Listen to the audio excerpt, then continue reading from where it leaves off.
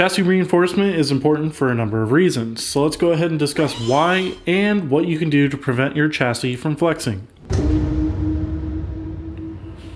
When it comes to riding in different scenarios, you are putting your machine through incredible stress. Since UTVs are similar to cars in many ways, there is also flex in the chassis. While your car is a little more rigid due to crash safety regulations, there is still a bit of flex within the chassis when driving aggressively.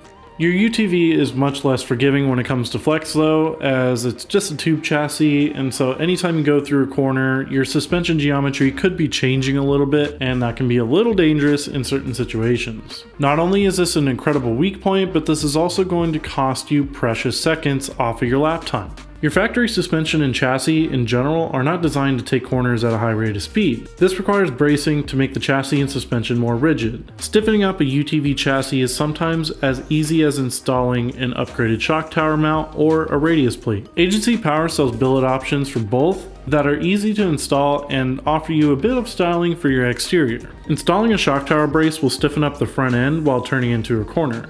The alternative to this is buying a full bulkhead upgrade, but this can get fairly pricey. So it really just depends how deep you want to get into bracing and how hard you actually drive your machine. There are other chassis bracing options like weld-in plates. Those are going to reinforce your lower control arms, the chassis itself, the cage, and there's a few other options that you can go with. These are the most cost-effective way of eliminating chassis flex, but will cost the most and require a fabricator to install them for you unless you're handy with a welder. Your suspension is going to be much more rigid and be able to handle a lot more stress if you're using weld-in reinforcement plates. You're less likely to snap or bend a control arm or other suspension components on a hard landing with these weld-in plates. Depending on your driving style, you might be able to get away with a shock tower brace and a radius rod plate.